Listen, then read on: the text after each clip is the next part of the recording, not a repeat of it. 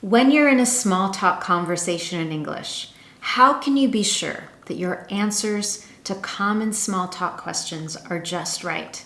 On my Speak Confident English YouTube channel, I recently received this comment about answering small talk questions in English. I'm good with asking questions that initiate conversation, but I always get nervous and tripped up when it's my turn to answer and share about myself. Do you ever feel the same way? In English-speaking culture, what exactly is expected from you in a small talk conversation?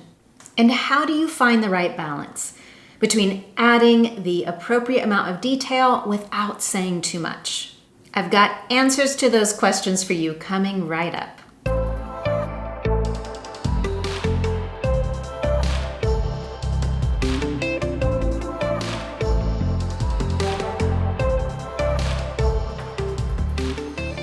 Now, if you don't already know, I'm Anne-Marie with Speak Confident English. Everything I do is designed to help you get the confidence you want for your life and work in English. One way I do that is by sharing my Confident English lessons every Wednesday. In these lessons, I share my top confidence and fluency building strategies, advanced level vocabulary, and training on communication skills, just like in this lesson today. While you're here, make sure that you subscribe to my Speak Confident English channel so you never miss one of my weekly lessons. Now, before we get to great answers to small talk questions in English, if you're struggling with what kinds of questions to ask in a small talk conversation, I have multiple lessons available for you.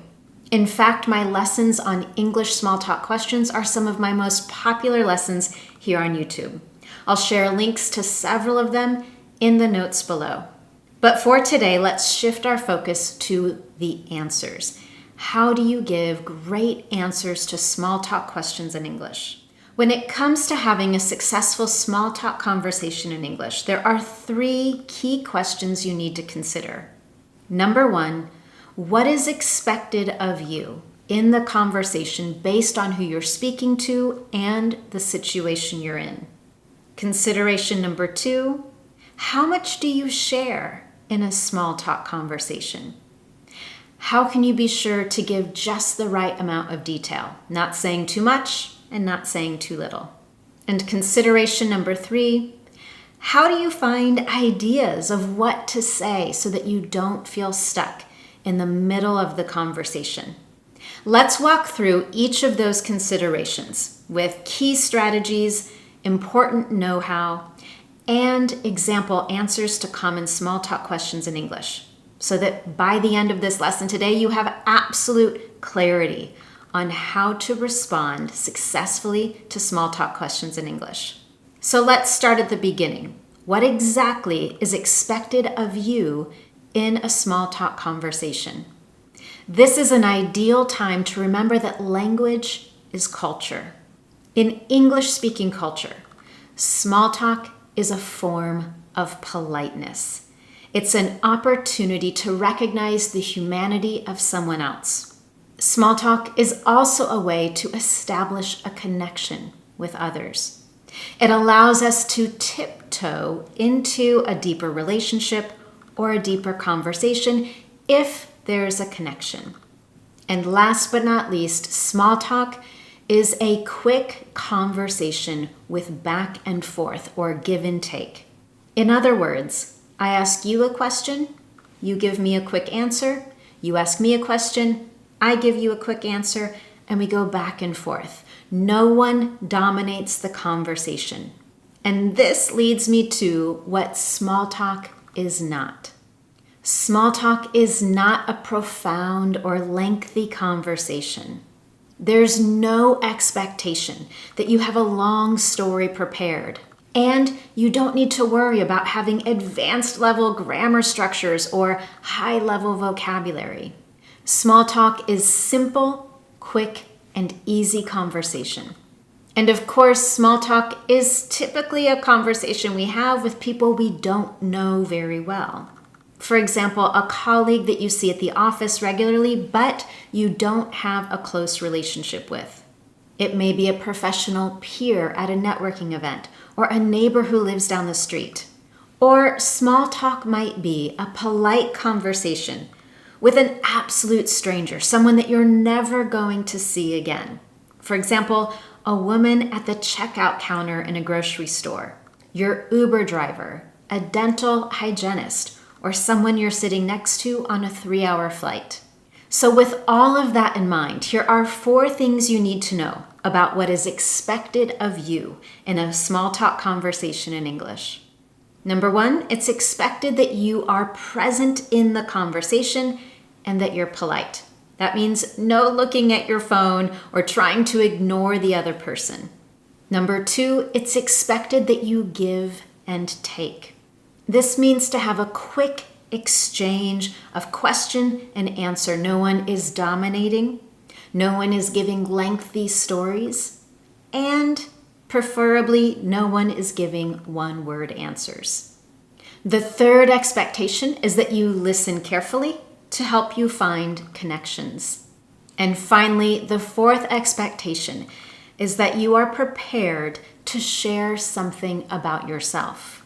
It doesn't have to be deeply personal or too serious, but you do need to be ready to share details about yourself, about your life, because this is how connections are made.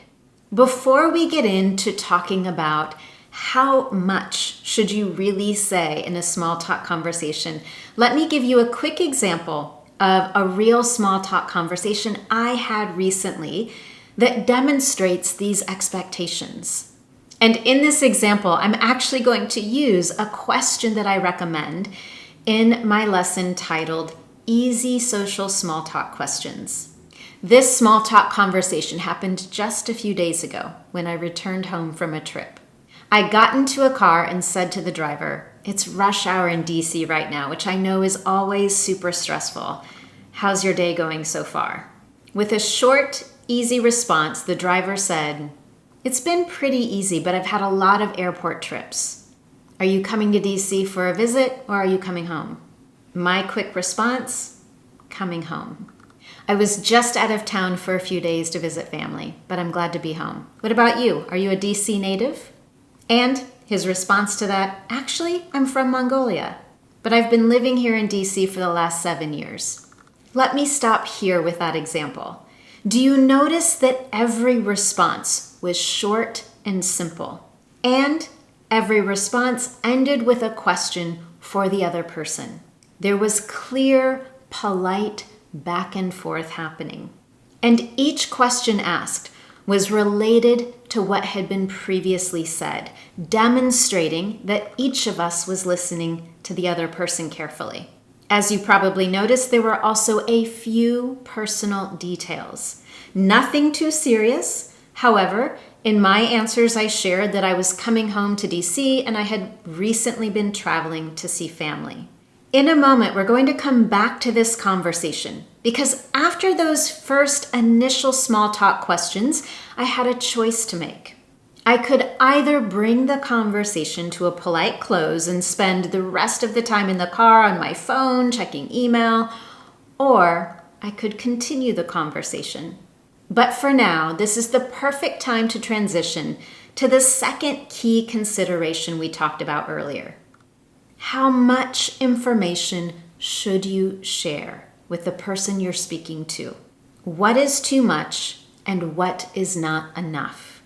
To answer this correctly and to ensure a successful conversation, there are 3 things we need to think about. First, what is your relationship with the person you're speaking to? Are you speaking to someone who is a total stranger? Is it a vague acquaintance?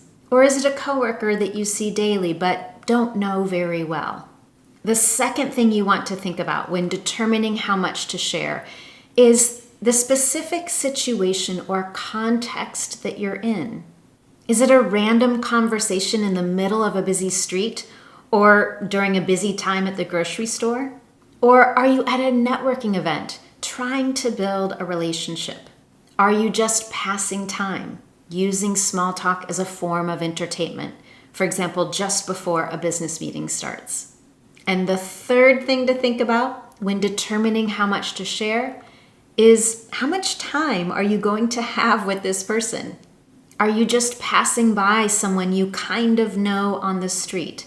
Are you sitting next to a stranger on an airplane for the next 3 hours? Or is it a quick Monday morning conversation at work while you're pouring yourself a cup of coffee? These details will impact the extent to which you share and what kind of details you include when responding to small talk questions in English. We're going to take a look at a few different examples and how we might adjust our answers based on these different scenarios. But before we do, here are some helpful guidelines to think about. If the individual you're speaking to or initiating small talk conversation with is a complete stranger, it's better to keep your answers broader or more general, particularly at the beginning. Remember that small talk is intended to be polite, easy, and simple. So there's no need to rush into anything too personal. It's best to stay light. This is why you'll often hear English speakers start small talk conversations about the weather. No matter where you are, it can be in a line at the coffee shop, checking out at the grocery store, or talking to someone at the doctor's office. However, if the person you're speaking to is someone that you know, maybe not very well, but a coworker or a neighbor, then it's definitely appropriate to include family details, personal details, or maybe even give answers that get into how you feel about something or what your opinion might be. In other words, the stronger connection you have with someone, the more details you might add, and the more personal you might be. To demonstrate this and to look at how we might adjust our answers, let's use another example from my lesson titled Easy Social Small Talk Questions. If you've already reviewed that lesson, then you know a common way to start a small talk conversation is to begin with a compliment followed by a question. Recently, one of my students experienced this here in the United States. She's from Brazil and she was visiting New York City. While walking down a busy street, a total stranger came up to her and said, "Oh my gosh, I love your shoes. Where'd you get them?" In that moment, my student wasn't really sure what to say or how to respond. Why is this total stranger in the middle of New York City talking with her and starting a conversation? To help us think about how to respond in a polite, appropriate way, let's use our 3 considerations: the relationship with the person you're in, the situation, and the length of time. In this example, we have a complete stranger on a busy New York street. Clearly, there isn't a lot of time to get into an in-depth conversation. In fact, there isn't much time to give very many details at all, but there is the expectation for a polite response. In this context, an appropriate answer might be, "Thank you so much. Unfortunately, I didn't get them here in the United States." And that's it.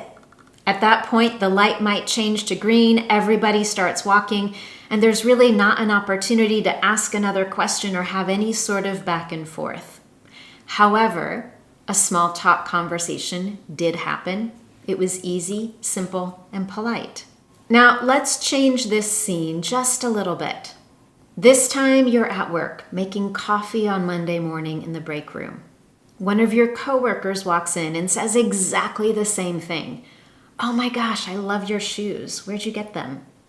This time you know the person. You're at work where you see each other regularly. And you probably have a few minutes together because you're waiting for the coffee to brew. Because of this closer relationship and because you have a bit more time, an appropriate answer to that question would be, "Thanks so much. I just got them last week at Macy's, and they're so comfortable for standing around all day on my feet at work." What about you? What are your go-to shoes for work? In this example, we have a bit more detail, where you got the shoes and why you like them. And we have a polite, related question for back and forth. We're inviting the other person into the conversation. What makes this exchange successful is, first, we've avoided a one-word answer. Short answers such as yes, no, thanks, good. These answers lead to awkward moments of silence, uncomfortable conversations, and disappointing experiences. In this response, we also avoided giving too much detail or dominating the conversation. There were no long stories about the lines at Macy's or forgetting a wallet in the car. It was a short, quick, polite response with just one or two key details. And that's all you need. If you're someone who loves a good formula, you just want to know exactly how much you need to say, considering just one or two details is enough. It's important to know that in small talk, again, the expectation is that it is quick back and forth. If someone wants to know more about your experience or your story or your ideas, your opinions, they will ask for more. So keeping your answers short, simple, and polite is all you need. Before we talk about that last key consideration of how you can identify details to share so that you don't feel stuck in the middle of a conversation, let's talk about small talk questions when you have a lot more time. For example, those 15-minute Uber drives or a 3-hour flight. In the last two examples I shared, a busy New York street and while making coffee at the office, it was clear that there wasn't a lot of time for conversation. However, when driving to an airport across the city or sitting next to someone on a flight, it's clear that you have a lot of time. And in these situations, you have two options after some of that initial small talk, if it occurs. First, you can bring the conversation to a polite close. And I'll give you a few examples of how to do that in a moment. Your second option is to keep the conversation going. Perhaps in those first small talk questions, you find an interesting connection, you're enjoying the conversation, so you keep going further.